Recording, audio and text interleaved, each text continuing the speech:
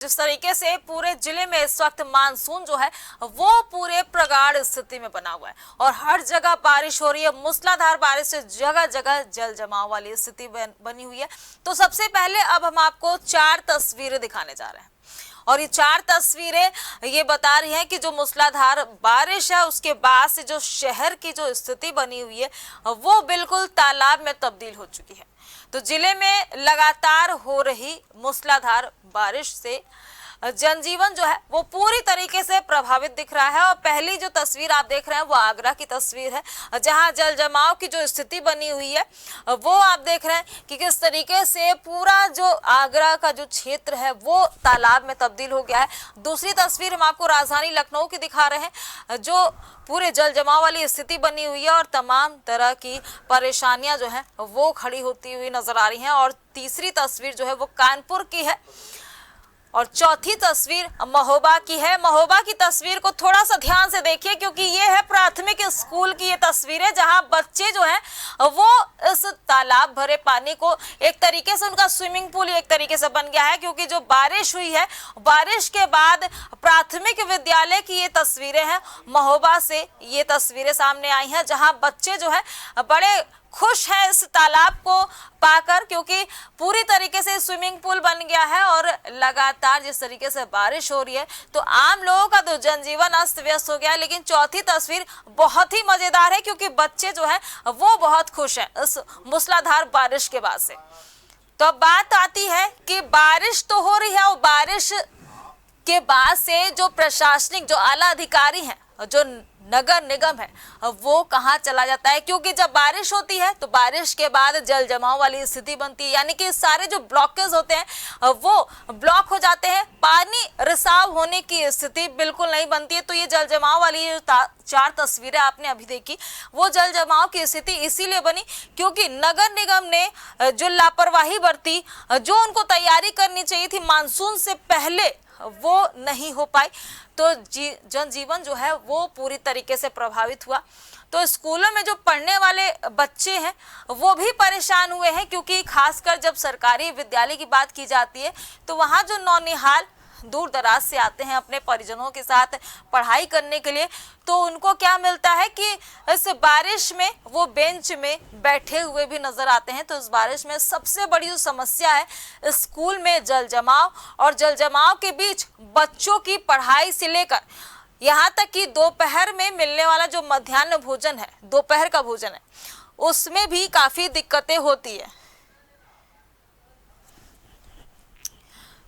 तो जो तस्वीरें अभी आपने देखी, आगरा की तस्वीर देखी, लखनऊ की देखी, कानपुर की देखी, महोबा की देखी, महोबा में प्राथमिक विद्यालय का ये जो हाल है वो बारिश के बाद से बना हुआ है। तो आज इसी मुद्दे पर चर्चा करेंगे और जानेंगे, कोशिश भी करेंगे साथ ही कि जल जमाव की जो समस्या है, लोग और उन नौनिहालों की जो खराब होती हुई पढ़ाई का कोई उपाय वाकई में किया जा रहा है या नहीं। अगर है तो ये मासूम अपनी पढ़ाई पानी के बीच बेंच पर बैठकर आखिर क्यों कर रहे हैं, क्योंकि एक बड़ा सवाल अब इस वक्त खड़ा हो रहा है।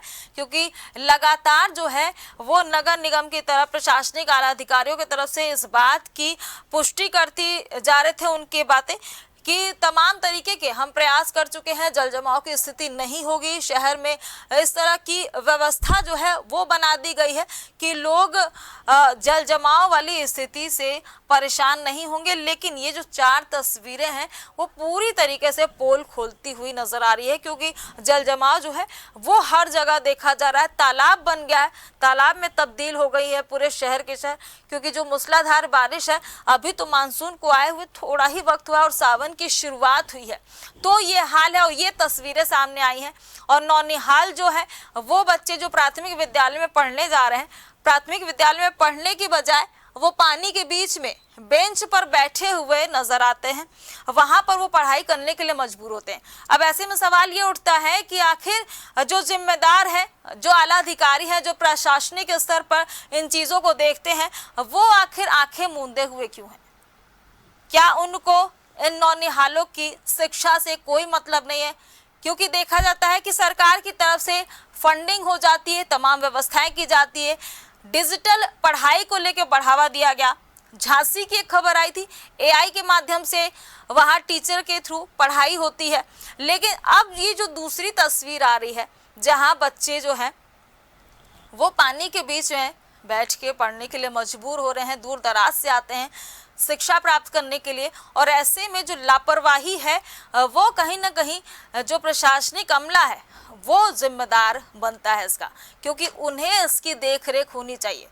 फंडिंग तो चली जाती है सरकार की तरफ से, तमाम जो वादे हैं वो पूरे किए जाते हैं कि स्कूलों के लिए व्यवस्थाएं हो, बच्चे खूब पढ़ें, खूब लिखें, आगे बढ़ें, लेकिन जब ये तस्वीरें सामने आती हैं तो सच्चाई कुछ और ही निकल कर आती है।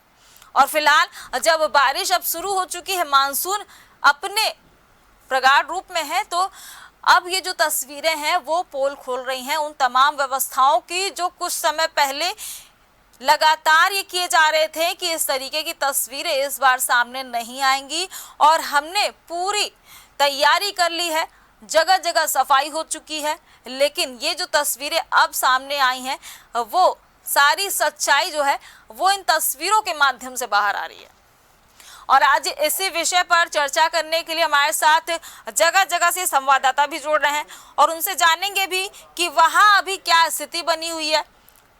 लखनऊ से हमारे साथ राजन सिंह जुड़ रहे हैं, उन्नाव से उमेश त्रिवेदी जुड़ रहे हैं, शिवम सैनी जुड़ रहे हैं कन्नौज से, अशोक दीक्षित जुड़ रहे हैं कानपुर से। तो उनसे ही जान लेते हैं कि असल में अभी क्या हाल बना हुआ है और तस्वीरों के भी बारे में हम जान लेंगे। सबसे पहले रुक कर लेते हैं राजधानी लखनऊ की तरफ, राजन सिंह से जान लेते हैं कि वहां राजधानी लखनऊ की जो तस्वीरें सामने आई हैं अभी क्या स्थिति बनी हुई है। राजन सिंह, जैसे कि जो तस्वीरें हैं अब सामने आई हैं वो पूरी तरीके से पोल खोलती हुई तस्वीरें सामने आई हैं। बिल्कुल, देखिए जिस तरह से नगर निगम की जो व्यवस्थाओं की जो दावे कर रहे थे वो कहीं ना कहीं इस बारिश में पोल खोलते हुए नजर आ गए हैं। जरा सा बारिश हुई और लखनऊ के जगह जगह इलाकों में जो है बारिश का जो है पानी का जो है ढेर लगा हुआ है। ऐसे में आप ये एक तस्वीर भी देखेंगे जो कि आपको मैं दिखा दूं, यहाँ पर बहुत सारे लोग रहते हैं और इसमें किस तरह से वो लोग मजबूर रहेंगे। इसमें लोग जो है, इसमें पीछे आप देखेंगे बड़े बड़े घर हैं और इसमें बच्चे जो है, स्कूली बच्चे हैं जो कि मजबूर है इसी पानी में जो है, उनके माता पिता जो है निकलते हैं इसी पानी से होकर। लेकिन ये लोग का भी कई बार कहना है कि हमने कई बार इसकी जो है शिकायत दर्ज कराई है, लेकिन कहीं भी कोई सुनवाई नहीं हो रही है। जड़ा सा आते हैं, नाली उली साफ करके चले जाते हैं, लेकिन व्यवस्थाएं जो है वो चुस्त दुरुस्त नहीं हो पा रही है। लखनऊ की अलग अलग जगहों पे, लखनऊ के किनारे की अगर बात करें, लखनऊ के इर्द गिर्द जो है बहुत सारे गाँव हैं और उन गाँव से लगातार भी मुझे फोन आ रहे हैं कि भाई साहब पानी से जो है हम लोग बहुत यहाँ पे जो है घेरा पानी का जो है भराव हो गया है। ग्राम पंचायत और जो प्रधान है वो कोई भी सुनवाई नहीं कर रहे हैं, जिससे हमें दिक्कत हो गया है। पूरे पूरे घर में उनके पानी चला गया है। काकोरी के आगे गांव है, बहुत सारे गांव हैं, वहां से मुझे लगातार कॉल आ रहे हैं। तो वो चाहते हैं अब किसी न किसी तरह से कि इसमें जो है मीडिया शामिल हो और मीडिया जो है एक माध्यम है जो शासन प्रशासन तक पहुंचा पाए, उसकी वो सहारा लेना चाह रहे हैं। और कई मीडिया वहां पर पहुंच के उन तस्वीरों को दिखाए, हालांकि यहाँ से काफी दूरी पर है, लेकिन मुझे जो है फोन लगातार आ रहा है। तो लखनऊ में भी जो व्यवस्था है, मैं लखनऊ की तस्वीर दिखा रहा हूँ इस वक्त क्या है, क्या मंजर है। सुबह थोड़ा सा मूसलाधार बारिश हुआ था, जिसके बाद से ये देखिए तस्वीरें किस तरह से जो है पानी लगा हुआ नजर आ रहा है। और ये पानी जो है आप थोड़े दूर जो लगता है इसको सही नहीं करा पाया जा रहा है, लेकिन उसके आगे की तस्वीर आप देखिए, ये रोड सही है, ये रोड सही है, लेकिन यहाँ बीच में जो डंप हो गया है जो है रोड की व्यवस्था नहीं दी गई है और जिसमें पानी लगता है, इसके बाद से कहीं ना कहीं लोग जो है मजबूर है इसी में रहने के लिए और यहीं से इनके बच्चों को और जो लोग हैं वो दफ्तर जाते हैं। तो तमाम जिस तरह से जगह है यहाँ पर लखनऊ की जहाँ पे पानी भर रहा था, पिछली बार भी भर रहा था, इस बार भी भर रहा है, लेकिन लखनऊ के जो वीआईपी जो इलाके हैं वहीं पर कुछ व्यवस्थाएं ठीक की गई हैं, वहीं पर मंडला आयुक्त, नगर निगम के अधिकारी और तमाम लोग वहां पहुंच के जो है ठीक किए हैं। लेकिन जमीनी हकीकत में आपको यहाँ पर दिखा रहा हूँ कि क्या व्यवस्थाएं हैं। पिछली बार भी यहाँ पानी भर रहा था, इस बार भी भर रहा है, लगातार लोग एक साल से दौड़ रहे हैं और कोई सुनवाई नहीं है। जी राजन जी, आपके पास फिर से लौटूंगे। हमारे साथ है कानपुर से अशोक दीक्षित जुड़े हुए हैं, उनसे भी जान लेते हैं कानपुर में क्या स्थिति बनी हो। अशोक दीक्षित जी, जिस तरीके से तस्वीरें सामने आए, प्राथमिक विद्यालय में बच्चे जो है वो स्विमिंग पूल का मजा ले रहे हैं, यानी कि जो मानसून की जो पहली झलक है, अभी बारिश शुरू हुई है उसके बाद से प्राथमिक विद्यालय की तस्वीरें सामने आई हैं। क्या स्थिति बनी हुई है यहाँ पे कानपुर में? कानपुर की बात करें तो कानपुर में लगातार बीते एक दिन से बारिश शुरू हो गई है और लगातार वहां पर जो है जलभराव हो रहा है। बात करें गोविंद नगर, किदवई नगर, बर्रा, जुही और ट्रांसपोर्ट नगर की तो लगातार घुटनों घुटनों तक पानी भर गया है। और बात करें जो सरकारी विद्यालय है तो उनकी बात करें, प्राइवेट विद्यालय जहाँ छोटे छोटे बच्चे स्कूल पढ़ने के लिए आते हैं, तो हमने कुछ विद्यालयों का रियलिटी चेक किया जहाँ पर पूरी तरह से साफ सुथरा वहां पर मिला है और कहीं भी एक दिन पानी नहीं मिला। और जो बच्चे विद्यालय में पढ़ रहे हैं, और कहीं ना कहीं बर्रा की बात करें तो बर्रा में कुछ विद्यालय ऐसे हैं जहाँ पर बच्चों को जो है घुटनों घुटनों तक पानी था, उसे पार करके विद्यालय में पढ़ने जाना पड़ा। लेकिन कहीं ना कहीं जो ये नगर निगम के अधिकारी है लगातार दावे कर रहे थे कि अपनी बरसात में इस तरह की जो है जलभराव नहीं होगा और लगभग सभी नालियां साफ कर दी गई है। और लगातार बात करें तो जैसे ही बारिश शुरू हुई लगभग 2 घंटे बाद जो है पूरा कानपुर नगर, कानपुर दक्षिण की बात करें तो लगभग जो है वहां पर वो टापू जैसा बन गया है। और कहीं ना कहीं जो गोविंद नगर, किदवई नगर, वहां पर दुकानों में पानी भर गया, आने जाने वालों को भीषण समस्या का सामना करना पड़ा। और कहीं ना कहीं जो है लोगों की गाड़ियां भी गड्ढों में जाती हुई नजर आ रही थी। और बात करें तो वहां पर है उन्होंने भी ये दावा किया था कि कहीं ना कहीं अपनी जलभराव की समस्या कम होगी। लेकिन इस बार जो जल समस्या जो हुई है वो जो जल जमाव हुआ है वो लगभग दुगना हो गया। और बारिश भी इस बार अच्छी खासी बारिश हुई है, इसके चलते कहीं ना कहीं जलभराव हुआ है और जलभराव के चलते लोगों को खासी दिक्कत का सामना करना पड़ रहा है। लेकिन जो नगर निगम के अधिकारी है उनके कहीं ना कहीं दावों की पोल खींची हुई नजर आ रही है और लगातार उनका दावा था कि अब की जलभराव नहीं होगा। लेकिन कहीं ना कहीं ये जो है दावे जो है पूरी तरह से खोखले नजर आते हुए दिखाई दे रहे हैं। और लगातार जो है कानपुर की बात करें, कानपुर दक्षिण की बात करें तो कानपुर में अभी भी कुछ जगहों पर भीषण जलभराव जमा हुआ है। लेकिन कोई भी नगर निगम का अधिकारी या जो है कर्मचारी वहां पर नहीं दिखाया गया। लोगों को खुद संघर्ष करते हुए दिखा गया कि किस तरह से वो पानी अपने घर का निकाल रहे हैं, सड़कों का निकाल रहे हैं, दुकानों को निकाल रहे हैं। तो अब ये देखने वाली बात होगी कि अभी तो बारिश की शुरुआत है, अभी आने वाला टाइम अशोक जी, ये तो हर साल की बात हुई ना, हर वर्ष मानसून आता है, हर वर्ष इसी तरीके से जलभराव बनी रहती है। इसका जवाब आपसे लूंगी, लेकिन हमारे साथ उमेश भी जुड़े हुए उन्नाव से, वहां भी जान लेते हैं कि उन्नाव की क्या स्थिति बनी हुई है। उमेश, जिस तरीके से मानसून जो है अब वो अपने रूप में आया है और जगह जगह से जो तस्वीरें आई हैं वो पोल खोलती हुई नजर आ रही है, क्योंकि जिस तरीके से नगर निगम की तरफ से और लगातार जो है ये बयान सामने आ रहा था कि तैयारी पूरी कर ली गई है, किसी तरीके की जलभराव वाली स्थिति नहीं होगी, लेकिन अब जो है वो स्थिति वैसी की वैसी ही बनी हुई है। जी, अगर बात करी जाए विद्यालयों की तो यहाँ पे जो जलभराव है कि कहीं कहीं विद्यालयों में भी काफी जलभराव हो गया है। विद्यालय परिसर के अंदर पानी भरा हुआ है। उन्नाव के अगर मैं इधर औरास ब्लॉक के रामपुर गौड़ा की बात करूं तो पूरे विद्यालय में बच्चे जो है नाव चलाते हुए नजर आ रहे हैं। पूरे विद्यालय परिसर में पानी भरा हुआ है। वहीं इस समय मैं उच्च प्राथमिक विद्यालय पीपरखेड़ा के कंपोजिट सिकंदरपुर ब्लॉक में खड़ा हुआ हूं, जहां पर हम कैमरामैन अबरार से कहेंगे दिखाएं मेरे पीछे विद्यालय परिसर में पानी भरा हुआ है ये किस तरीके से, और यहाँ पे काफी गंदा दिख रहा है। वहीं जो हमारे विद्यालय की प्रधानाचार्य पूनम शुक्ला जी, उनको द्वारा बताया गया कि इसमें जो पानी जल भराव हुआ है इसमें मिट्टी भराने का कार्य किया जाएगा, जिसके लिए मिट्टी मंगवाई गई है, लेकिन अभी इसमें मिट्टी भर नहीं पाई है। हालांकि अभी आप देख सकते हैं जैसे विद्यालय परिसर में कैमरा में दिखाए चला चारों तरफ कि किस तरीके से हर जगह जगह पे पानी भरा हुआ है, जहां पे बीमारियां व गंदगी भी फैल सकती है। वहीं अगर बात करी जाए जिस विद्यालय के कंपोजिट विद्यालय है जहां पे कायाकल्प के तहत हर पैसा आता रहता है और जिसके तहत यहाँ की बुनियादी सुविधाएं जो रंगाई पुताई और अन्य सुविधाएं हैं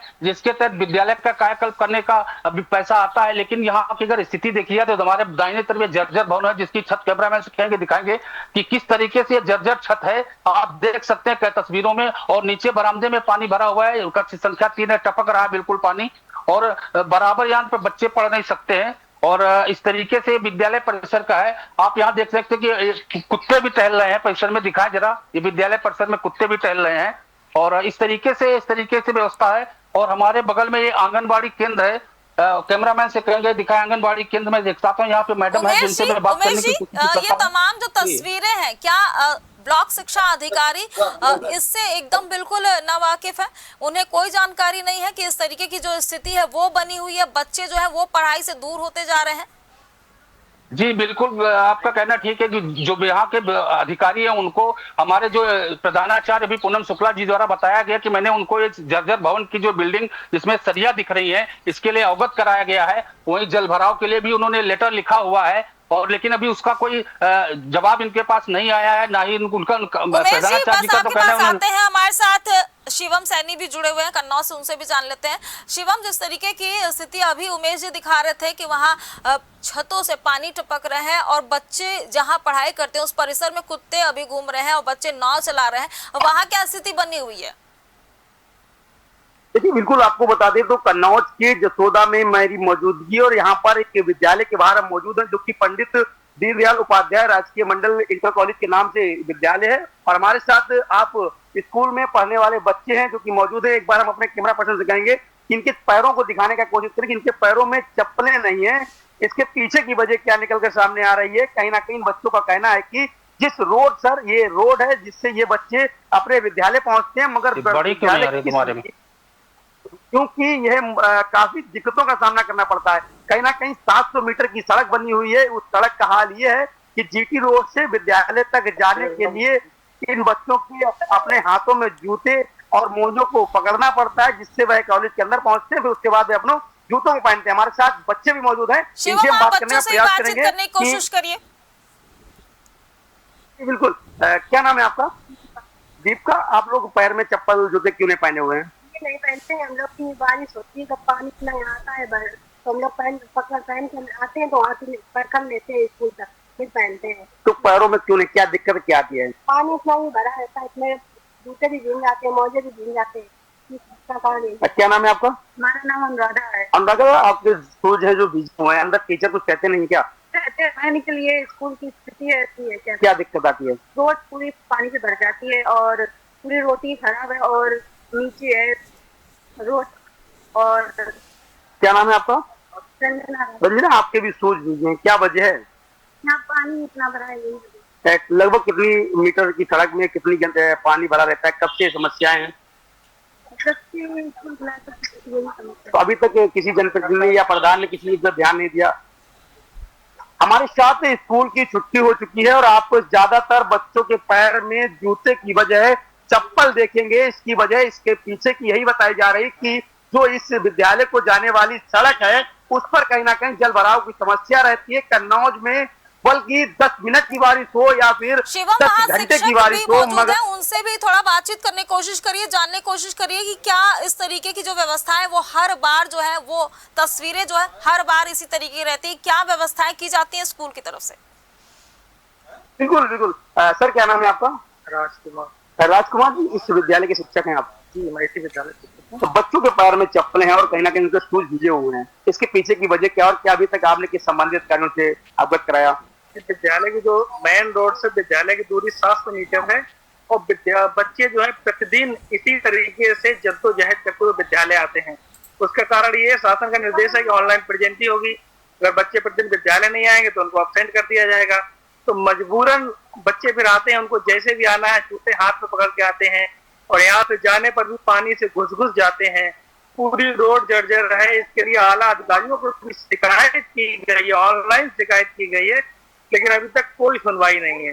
विद्यालय गवर्नमेंट है, आला अधिकारियों की तरफ से क्या जवाब मिल रहा है इन लोग को बराबर शिकायत करने के बाद भी?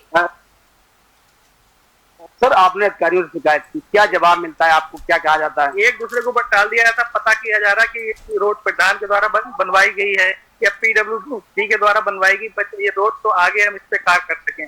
ये हम लोगों से पूछ रहे हैं किसके द्वारा रोड बनवाई गई है। देखिए, कहीं ना कहीं कहा जाता है कि यूपी सरकार लगातार शिक्षा के नाम पर बच्चों को बढ़ावा देती है, मगर कहीं ना कहीं बरसात इन बच्चों को शिक्षा से पीछा करना चाहती है। अब मामला फंसता है यहाँ पर कि जब ये शिक्षक संबंधित अधिकारियों को इसको अवगत कराते हैं कि उनके विद्यालय जाने वाली सड़क जो कि जलमग्न है, जिससे कि बच्चों को विद्यालय पहुंचने में दिक्कत होती है, अधिकारी दूसरे अधिकारियों पर टालते हैं। फिर शिक्षक से पूछते हैं कि इस सड़क का निर्माण PWD विभाग ने कराया या कि प्रधान ने कराया।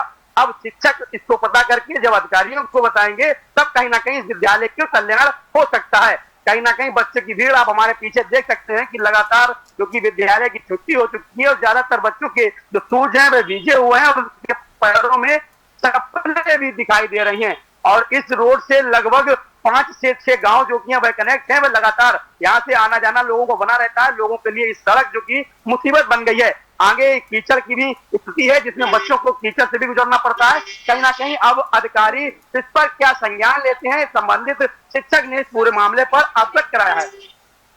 शिवम, आपके पास फिर से लौटूंगी। हमारे साथ उमेश भी जुड़े हुए हैं, उनसे भी जान लेते हैं। उमेश, जिस तरीके से अभी शिवम ने जो तस्वीरें दिखाई, उन तस्वीरों में भी साफ था कि बच्चे कहीं ना कहीं प्रताड़ित हो रहे हैं, परेशान हो रहे हैं, क्योंकि जो बीच की चीजें होती हैं सरकार तो देती है, फंडिंग कर देती है, तमाम योजनाओं को लेकर आती है, लेकिन वो सारी जो समस्याओं का जो समाधान होना होता है वो जमीनी स्तर पर नहीं हो पाता। और अभी जो तस्वीरें शिवम ने दिखाई वहां से बच्चे लगातार परेशान रहे, जूतों के जगह पे चप्पल दिखाई दी है।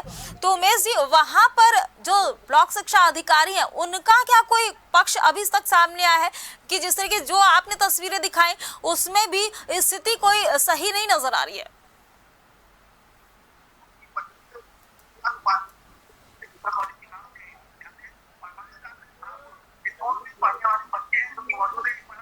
उमेश जी, अनम्यूट कर ले। ऐसी स्थिति लगभग हमारे हर कंपोजिट विद्यालय हो या प्राइमरी विद्यालय इनमें बनी हुई है। और यहाँ पे जैसा भी हमने दिखाया कि बराबर बरामदे के तक छू रहे हैं, जो किसी भी समय हादसे का शिकार हो सकता है। और यहाँ भी असुविधाएं बहुत ज्यादा है। हमारे साथ इधर आंगनबाड़ी केंद्र की मैडम खड़ी हुई है, मैं उनसे भी बात करने की कोशिश करूंगा कि जो उनको भी यहाँ असुविधाएं बहुत से नौनिहालों को लेकर के हैं कि जो उसके लिए उन्होंने कई बार शिकायत करी है और उसके बाद भी कोई सुनवाई नहीं। मैं उनसे बात करने की कोशिश करूंगा। मैडम जरा एक दरा जी, क्या नाम है आपका? मेरा नाम है सुनीता देवी, आंगनवाड़ी कार्यकर्ती पोनी फर्स्ट की हूँ। मैडम, यहाँ पे जो आपने सुविधाएं है, क्या क्या सुविधाएं, और आपने इसकी कहीं शिकायत करी है? मैडम से हमने कहा कि मैडम मेरा स्कूल कमरा पुतवा दीजिए। उसके पहले हमने कहा, उन्होंने कहा टाइल्स लग रहा है, कमरा बनना है, सब बनवा देंगे। अभी तक कोई मरम्मत नहीं हुई। बच्चों का आपके आंगनबाड़ी में बच्चों को बैठने की कुर्सी में व्यवस्था कैसी क्या की गई है? मैडम ने टॉर पट्टी ला के रखी थी, तो यहाँ बहुत चूहे, क्योंकि बेटे सारे गड्ढा है, तो हम यहाँ मैट कहाँ बिछवा के दें?